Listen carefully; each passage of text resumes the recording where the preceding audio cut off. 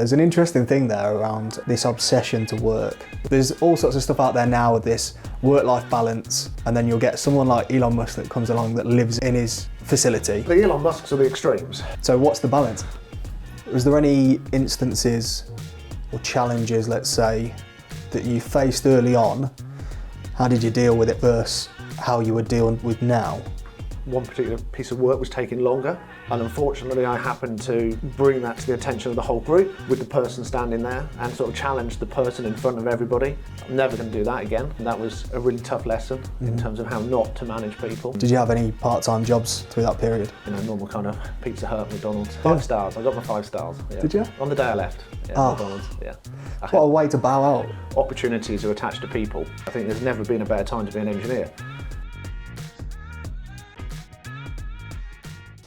Hi, my name's Tom Flude and I'm a co-founder of Engineers Insight. Today I'm sat with Martin.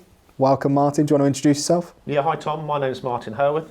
I have 2 kind of roles as an engineer. I am the CEO of Biotronic Vision Automation, and I'm also part of an engineering team that invests in retirement businesses, giving them another piece of life. Okay, so 2 roles then. Yep. Explain who Biotronic are first. So Biotronic, we are vision integrators.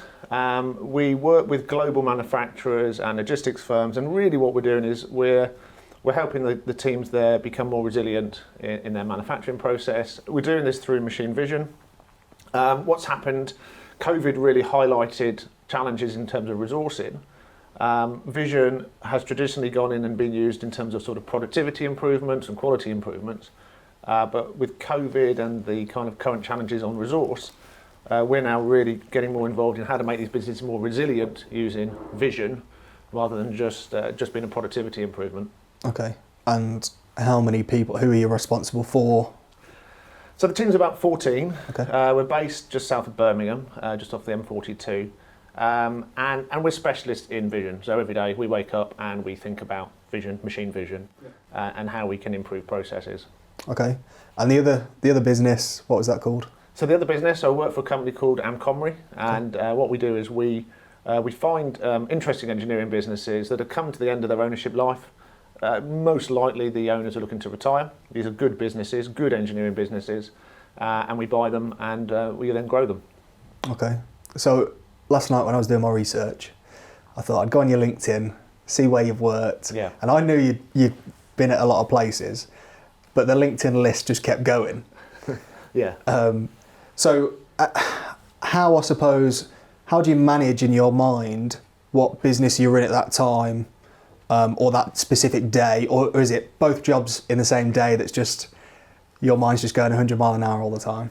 Yeah, I think one of the questions you asked me previously was about success, and do I feel successful?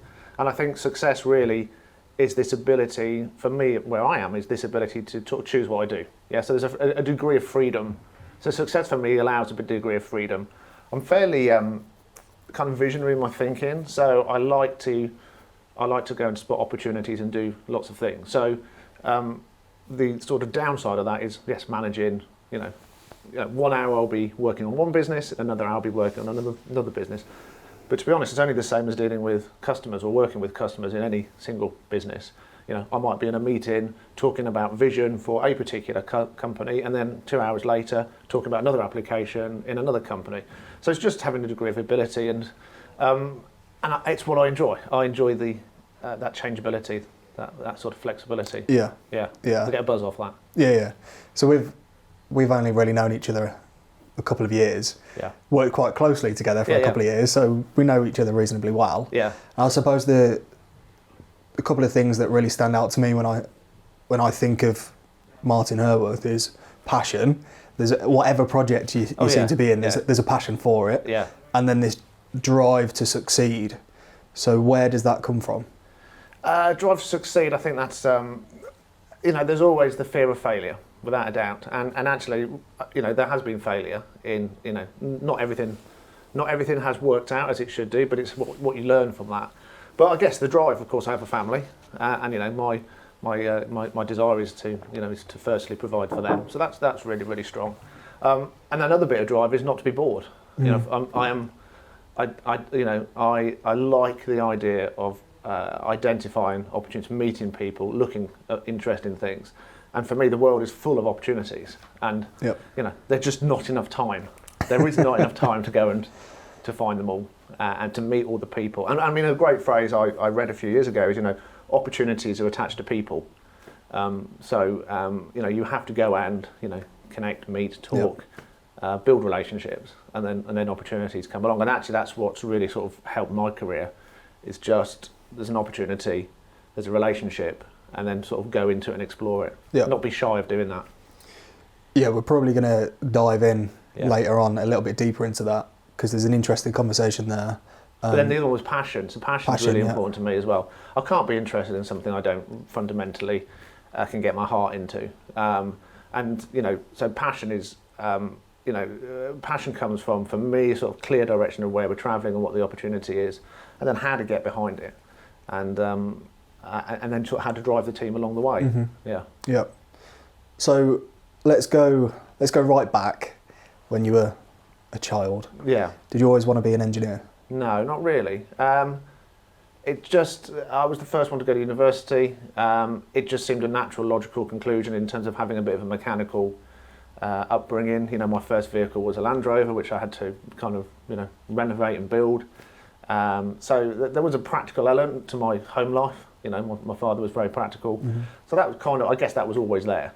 And then I had a bit of a desire to get involved in automotive, but I thought that was more of a kind of vehicle design, so a bit more art-based, mm-hmm. but didn't have any artistic skills at all.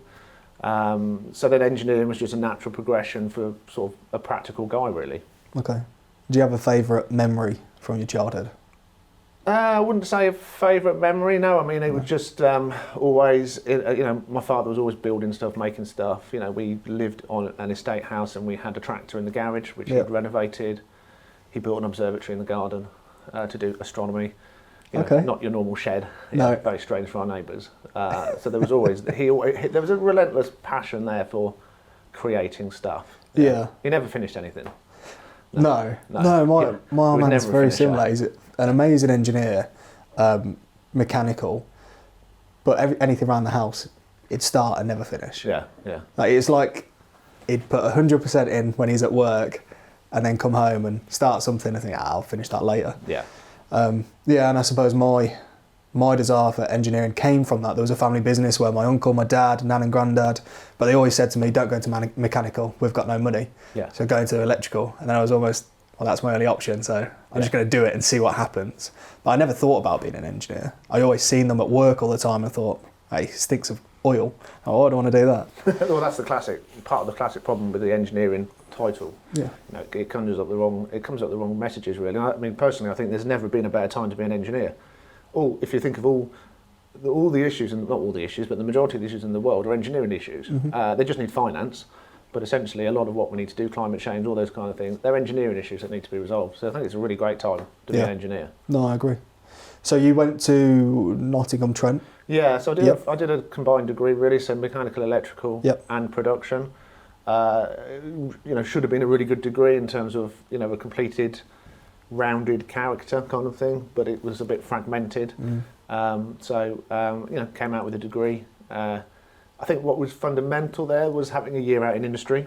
So in my third year, I was at Hella, having a year out, and that then kind of cemented the sort of theoretical side of university with actually what it's like to work in an engineering business. Yeah. And when I came back in the fourth year, everything just felt more relevant. Okay, so apart from that placement at Hella, did you have any part-time jobs through that period? Not through university. I mean, I'd worked at school and things like that, at, normal kind of Pizza Hut, McDonald's, that kind of thing. Excellent, that's what we like to hear. 5 stars, I got my 5 stars. Yeah. Did you? On the day I left, McDonald's, yeah. What a way to bow out. Well, I had to explain to them I had McDonald's was not a career path for me, so I have no interest in doing it. It was just money. Yeah.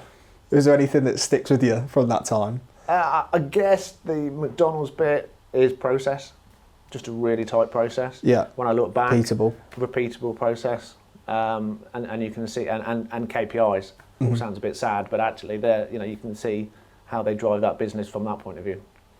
So you had the placement in Hella.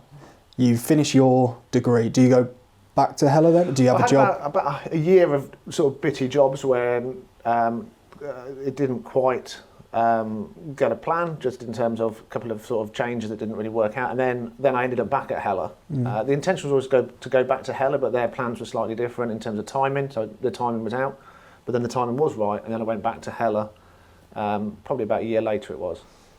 Because you became managing director, right, at some point? Not at Hella, No. I've been rolled forward about 20 years, yeah. My LinkedIn So research last night wasn't too good then. So you need to update your LinkedIn. No, further ahead. So, Okay. no, I mean, Hella was really good because I ended up, you're starting out, so it's your first job in that, so, you've kind of a lot to learn. But very quickly, I ended up being resident engineer at Jaguar, working on the S-Type, as it was then, so which is about 96, 97.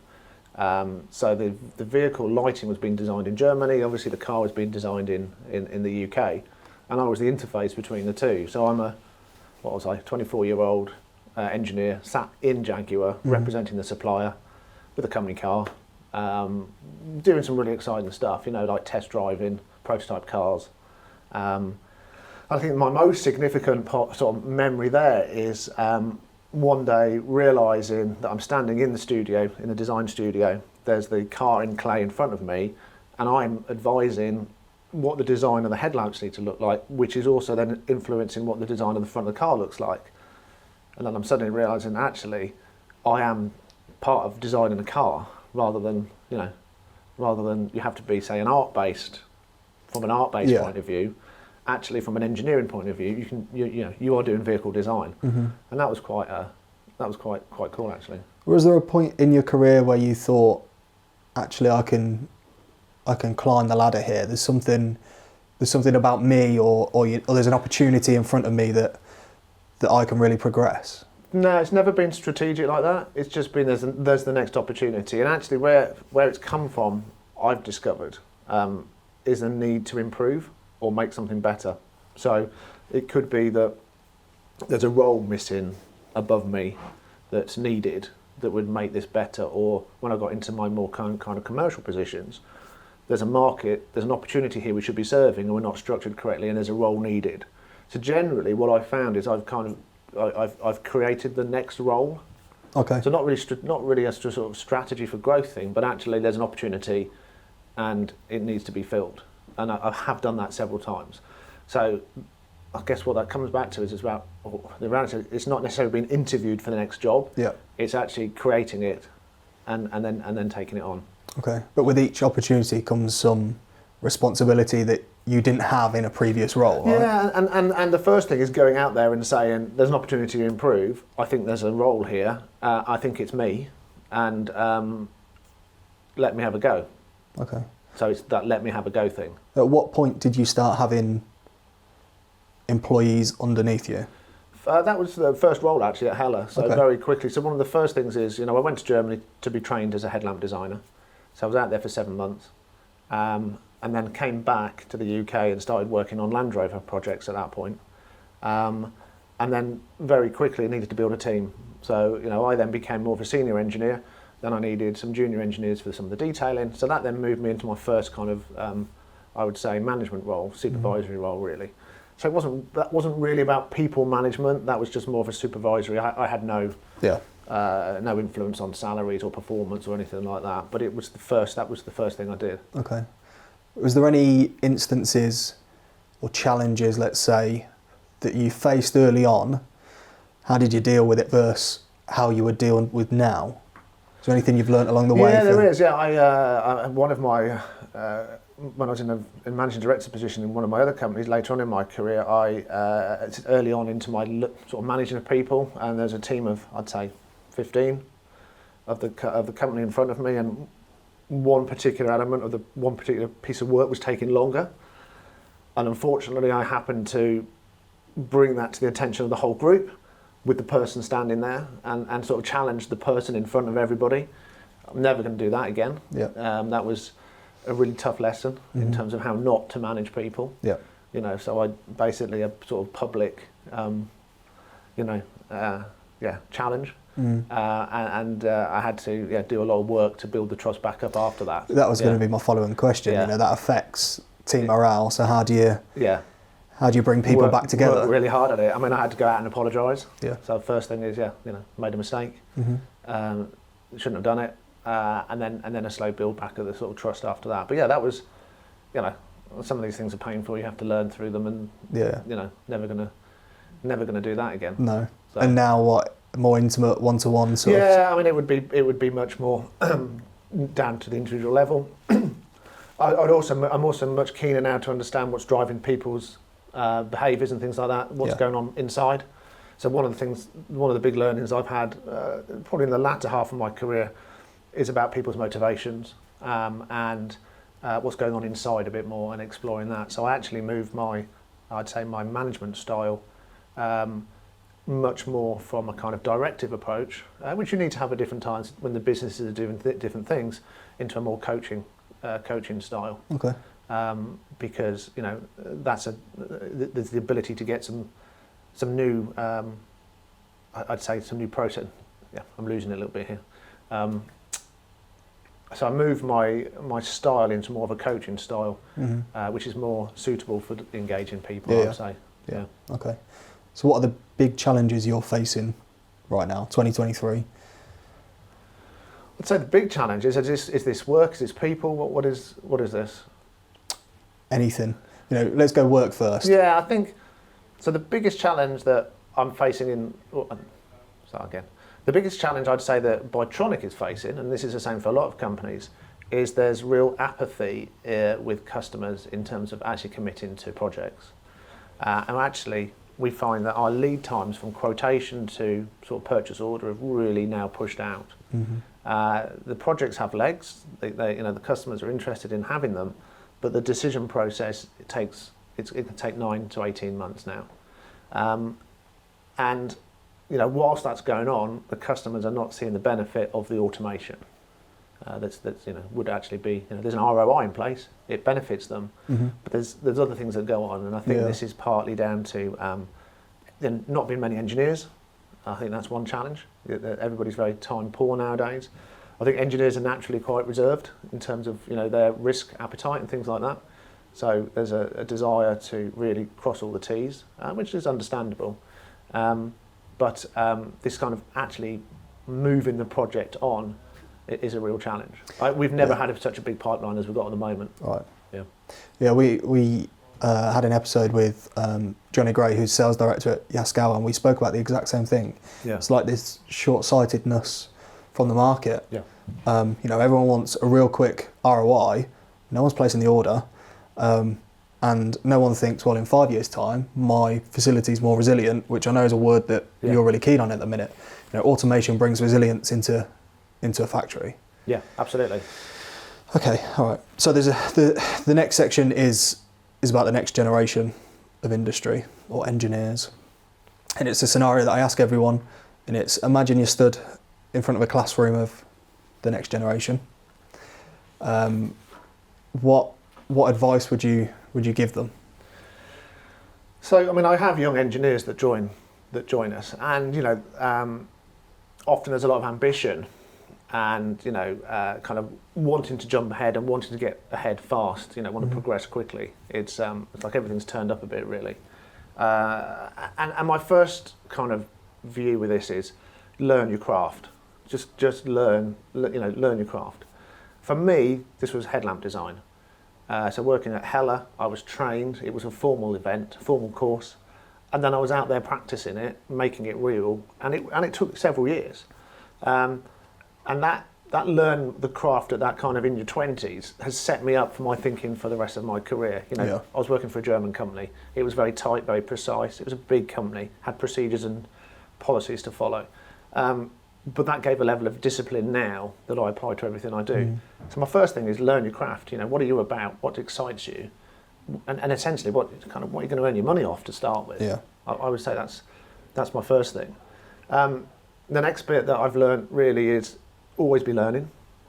So the days are gone in terms of you go to you get your qualifications and then you start work and then that's kind of it. Yeah. Yeah, I mean, the world of AI and what's coming and the disruption that's coming, you know, we just need to be continual learners. So the ability to learn is critical. Then the other one I'd say, which is an odd one for engineers, is always be selling. Now, the engineers that work for me, some of them just hate that phrase, always be selling. They're not a salesman, they're an engineer. But when I say always be selling, I really mean from a behaviour point of view. So that is your message getting heard? Yeah, you're trying to talk about something. Are people getting your message? And if not, why not? Yeah. The other bit about selling is you have to listen. Yeah. So again, as an engineer, are you listening to what people are telling you? Yeah. Quite a lot of the world now is, you know, we like this kind of, everything's black and white, and it's not black and white. Everything's grey, you know, and it's a dilemma. There's a sliding scale that you have to decide where you're at. You know, it's a list of priorities rather than a yes no, and you know, it's understanding that, I would say, is also, you know, it's part of it. So quite often with me, it's like people go, well, are we doing this or not doing this? It's like, it's not a priority at the moment. Yeah. Doesn't mean to say we're not going to do it, but it's not a priority. So there's some sort of behaviours around that, I would say. And then another one, I'd say, you've asked some really good questions around what drives me, is try and work out as early as possible what drives you, because it can be good and it can be bad. Yeah.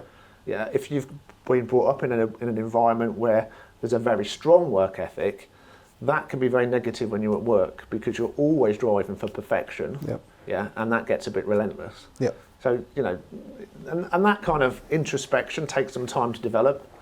But the earlier that you get your arms around that, I think the stronger you'll be. Yeah, there's an interesting thing there around this obsession to work. You know, I'm now an entrepreneur, whatever the hell that means. Yeah. You're very entrepreneurial. Yeah. How do you manage that? Or is it just the case that's your personality, you love to work, it's your obsession, and that's your release? Because you know, there's all sorts of stuff out there now with this work-life balance, and then you'll get someone like Elon Musk that comes along that lives it in his office, in his facility, you know, and work is 24/7. So what's the balance? So the Elon Musks are the extremes, Yeah. and it's the same as the all the gym stuff you see, yeah. So everybody that going to the gym and like really super fit and all that, you know, they are that way built. That is because they are really good at it, yeah. So when I go to the gym and I compare myself, I'm like, oh yeah, but you start your work here, you know, this is what you really love, yeah. And actually, I really love like business, so I'm probably really good at business. So the Elon Musk is you know, these people are the extremes. I think work-life balance is. I think we are programmed to work too hard. I can't get off there. I can't really get off that wheel. You know, it's become part of me. I quite enjoy it. Yeah. It's the same for me. Like my wife will say, "Why are you sitting in the office? Why just sit and watch Netflix?" I don't want to watch I'm not Netflix. interested. No, there's nothing I on like there. I like to sit in my office until we go to bed. Yeah. And then I'll try to sleep, not think about it, but you still think about it. And then excitedly get up in the morning because there's stuff to do. Yeah, so it's that passion thing. It is. I enjoy Mondays. Yeah. Yeah. Yep. So not a lot of people can say that. No, they don't. So I think the other one I'd say for youngsters, and I sort of, you know, tell my children this, is follow your own path. Yeah. So I didn't take a conventional route to get here. You know, there's been some. I didn't do particularly well at my A levels. That was something I had to get my head round. But actually, it's your path. You know, and we always sort of peg ourselves to the same age or the same. We went to college with these people, but actually that doesn't make any sense. We all grow, develop at different rates. We all have different opportunities. We all have different interests at different times in life. So really, really important is just follow your own. It's your life. Yeah. It's nobody else's life. Yeah. Follow your path, not somebody else's. Okay. So summarise then for next generation listening to this, watching on YouTube, whatever, some skills that they need to be successful. So skills are the ability to listen. Yep. Yeah. Curiosity. Yeah. What's going on here? And the curiosity is an interesting one in terms of if my message isn't happening, you know, what am I missing? So curiosity, always learning. And I think the other one I'd say is the ability to see other perspectives. Yeah. Yeah. Yeah. Don't be narrow-minded. Don't be narrow-minded. Yeah. Yeah. Okay. Yeah. All right. So then, as a business leader, who obviously managed a lot of people through different companies, what principles do you hold them people to for you to be able to build a successful team? So fairness is quite a strong one, yeah. and fairness is a degree of equality in business, I would say. So, and that's in terms of behaviours being appropriate and balanced. That's opinion. I am a bit of an introvert, so in previous years I'd be less likely to talk up at big meetings. So now I'm aware of that, and therefore the quiet person, I will draw the conversation out of them because inevitably they'll have something interesting to say. Yeah. So that sort of fairness of voice is important to me. That goes on, and I think the other bits are things like sort of clarity is really important. So where are we going? What does success look like? And I had another good one, and I can't remember it now. We'll come back to it. Yeah. The next question is, the follow-on is, do you hold the people around you to them sort of principles or values, friends, family network? Is it about a fairness of voice, or is it about, the trust or the relationship, the communication between friends? Yeah, I think, so that's an interesting question. In reality, I'm only in control of myself. Yeah, so I can't, there's some good point, you can't coach somebody that doesn't want to be coached. No. Yeah. You don't make me feel bad, I make me feel bad, and how I respond to stuff. Mm-hmm. So it's about understanding your influencer sphere, that kind of thing, what you can control and what you can't control, and not everybody reacts the same. So, it's more about trying your best, yeah, and understanding the differences between people. Yeah. And the differences between people are actually where some of the interest is, if you can get your head around that. Yeah. If they're not too frustrating at times, because they can be frustrating. Well, people can be. People are people. Yeah. So, I don't know whether that's such a clear answer. Really, it's just you can only be in control of yourself, really, and just keep yourself in check, I would say. Yeah, that's a fair enough answer. Yeah. So, what's the hardest thing that you find about managing people? The hardest thing I find about managing people is probably because of my visionary desire, that I get a little bit bored quickly in terms of the day-to-day stuff. Mm-hmm. Yeah. I'm not a good manager. Yeah. Why? Because I'm interested in the next thing to go after. So you struggle to keep yourself in the day-to-day? Yeah, definitely. Because there's opportunities to go for. Yeah, but not everyone can match your vision for something bigger. No, so it's about having the right people in the team to do that, to help with you. So there's a good model where you have a visionary leader, and then you have an integrator, and an integrator can be like a COO or a general manager, or who essentially deals with a lot of the day-to-day stuff. So I've had that role in the past when I've been going through my career. I've worked for a very visionary leader. He was out there creating some great sort of momentum, and then I was in there doing the detail and the delivery. That was sort of earlier in my career. So it's about having the right team and the right balance. So okay. Yeah. Whereas, you obviously manage a team at Biotronic, but then the investment side, are you managing a team now, or is it you're out on the road? Okay. So the investment side there is I'm really coaching and mentoring MDs of engineering businesses. Okay. So I'm kind of using my experience of growing engineering firms in the past, and working with these teams in terms of how to transition them. A retirement business may have some sort of older thinking. Quite often, engineering, the marketing isn't necessarily aligned to what they're selling. It's kind of, well, what actually are we selling here? We're not selling that. We're actually selling this. Yeah. It's the why rather than the how, perhaps. So in that world, I'm coaching and mentoring, and I have no authority actually in that respect. So it's quite a different approach. Yeah. How do you manage the expectation, of an employee that doesn't look at the 5-10 year plan? They want, the day to day, moaning about, something in the office, to a CEO you've just employed to look after a company. Yeah. That is the visionary, I'm assuming. That's absolutely why you brought them in. Yeah. How do you manage the expectations between the two? Situational leadership. I mean, it's a thing, it's a technique, and it's just the ability to flex Yeah. And so knowing when to apply this set of thinking and approaches or this set of principles. So it's been a bit of a chameleon. Okay. So in this world, I've got to be this character. So for me, this is often about thinking out what's my intent here, what's my approach, how do I need to be, and then sort of embodying that. Okay. Yeah. All right. Flexibility. So it's flexibility. Yeah. It's a good skill for not everyone. being a one-trick pony. Yeah. Yeah. I mean, even sales. You know, your client is going to be anyone from Joe Bloggs on the line all the way up to C-suite. Yeah, absolutely. You know, I'm selling to a process engineer, and then another day I'll be selling to the CEO. Yeah, and you've got to be able to flex between the two. Yeah. Okay. So again, that I think is comes down to some of the behaviours you should be looking at. Is don't be rigid. Yeah, it's not about people go, well, I'm not like that. So well, that's fine if you're not. That's fine. Yeah. But how is it serving you well? Yeah. If it's serving you well and you're getting everything you need, well, don't change. It's fine. Yeah. And it's not about being inauthentic.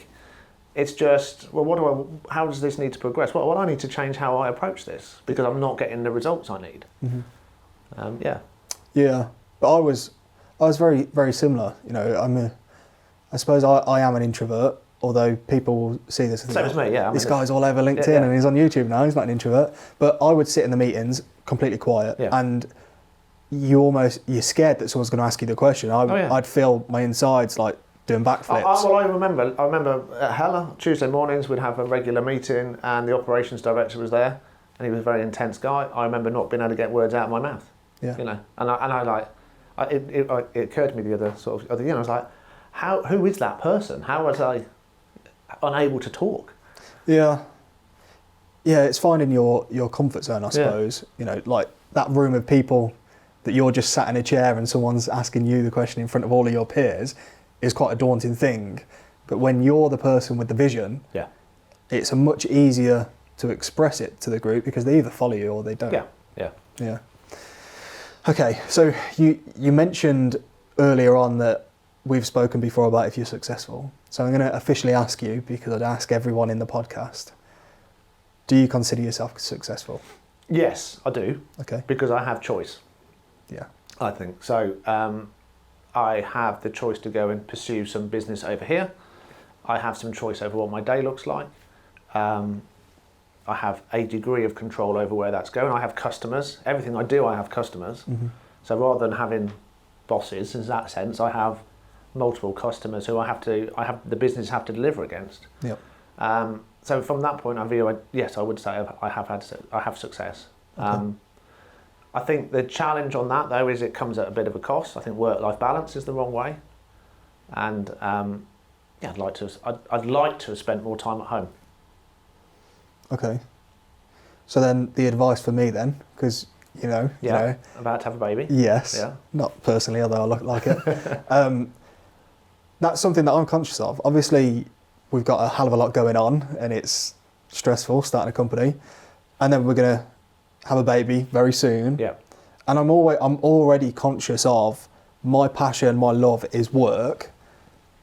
How do you balance that time to make sure that I don't regret missing out, but then equally to have a better life or to provide a fantastic life for the child, you've got to throw yourself in. Yeah. So again, what's been helpful for me is a supportive wife in a very traditional sense, in terms of sort of that slight degree of separation of duties. So that that's what worked for us. Doesn't work for everybody. I think it's about conscious time, and I talked about priorities earlier. It's about going, well, this is the time for this part of my life, and this is the time for this part of my life, and I mean on like a daily basis. So now I'm going to spend time with my child, and now I'm going to spend time with work because they're both important, and everybody understands they're both important. But it is something to monitor. Yeah. And it's not an easy. I'm not sure there's any easy answer really, particularly when you're growing a business. You've got to do it. But people have been doing this for years. Yeah. You're not the first person to have this dilemma. No. But it's important to be conscious of it. Yeah. Okay. And talk to your wife about it. Yeah. Well, same as you, very supportive wife in that sense. Yeah. So when you look back on the career that you've had, the successes you've had along the way, how much do you attribute to hard work and how much to luck? I'd say some of it is from things not working out. So I'd actually say a large chunk is things going backwards and then having to reset and go again. So an element of it, I think, is there has been some luck along the way. My first role into Hella was luck. You know, how the job was, I had this year out. I actually applied. That job was advertised in the local press, but it was a full-time role. My mum said, "Why don't you apply for this? This is not, you know, they might let you in." And then I got, you know, a role as a student there. So they effectively added a head count to bring me in, and then that set me off down this sort of automotive career, and then everything else come from that. So that was luck, I would say. Yep. Without a doubt. And there has been a little bit of luck about meeting the right people along the way. When I moved into I moved into a water softening business, and that was luck. And that was the water softening took me from being a technical director through to being an MD, and then to sell the business to private equity. So that was luck. That wasn't hard work. That was I happened to be in the right place at the right time. I had hard work as my track record. So I sort of had success that then could be used in a non-automotive business. But again, that opportunity was attached to a person. Yeah. And as an engineer, I then sold my skills to him. Yeah. He then took me on, and then 3 years later, I'm the MD selling a business to big American global private equity. Yeah, and it's that point of you create your own luck. You put yourself in that position. Yeah. To be looked at, to be considered to be an MD, you weren't just sat on the sofa one day and someone called you and said, "Oh, by the way, you're going to be the MD of this company." No, and that was a good one actually. I mean, I in that company I ended up taking over from his son, who was the MD, because I could see opportunities that weren't being realised. So then I pitched and said I should be running the business, and I ended up doing it. Amazing. So yeah. Okay. So just to close, where can people connect with you? You're on LinkedIn. Just on LinkedIn. Yeah. I've got a nice distinctive name, Martin Hurworth. There's only me in the world. Yeah. So I'm easy to find. Okay, good. So connect with me on LinkedIn. All right, cool. Well, thank you very much. I really appreciate you being on the podcast. Thank you. I always use the last 20 seconds just to, a personal thank you. Like I said earlier on, we've only known each other a couple of years. I consider you as a mentor to me. I call you quite regularly with issues for you to give an outside perspective on. And you've helped me a lot along the way, even, when I was a supplier to you, and now I'm outside of that world, sort of, and we still have regular conversations about business. So I appreciate that. Thank you. Thank you for everything you've done for me. Cheers. Thanks.